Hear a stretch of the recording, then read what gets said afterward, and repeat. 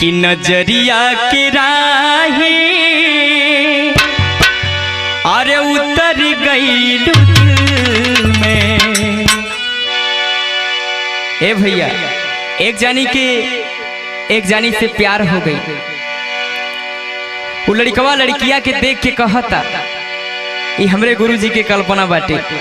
कैसे कहता ये भैया, नजरिया के राही उतर गईलू दिल में, प्रीतिया की पानी चुआ गईलू दिल में।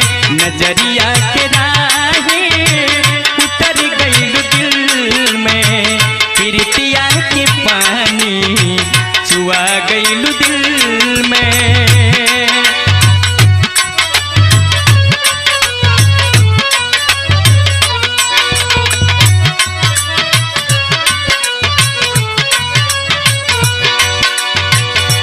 लाइन में कहता हाँ निहारी लतहारा के नया नवा की कोर से, हाँ निहारी लतहारा के नया नवा की कोर से। जिया में तू बस गईलू कर जवा मनोज के।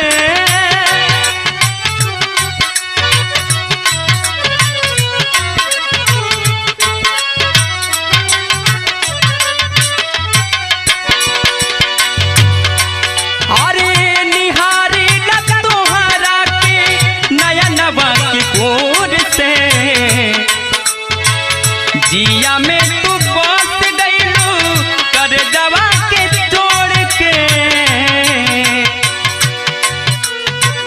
बुझली अग्निया लगा दिहलू दिल में, बुझल अग्निया लगा दिहलू दिल में। प्रीतिया के पानी चुआ दिहलू दिल में। नजरिया के दिल में, प्रीतिया के पानी चुआ दिहलू दिल में। प्रीतिया के पानी चुआ दिहलू दिल में। आखिरी लाइन में कहता जानल जो होती तू दादा कमईबू, कमल से दिलीप के पागल बनईबू।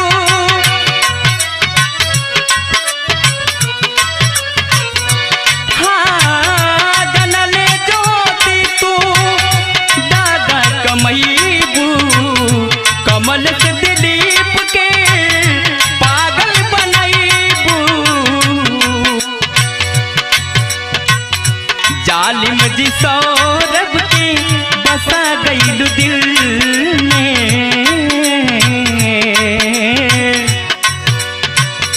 जालिम जी सौरभ के बसा गईलू दिल में। प्रीतिया के पानी चुआ गईलू दिल में। नजरिया के राहे उतर गईलू दिल में, प्रीतिया के पानी चुआ गईलू दिल में। प्रीतिया के पानी चुआ गईलू दिल में, प्रीतिया के पानी चुआ गईलू दिल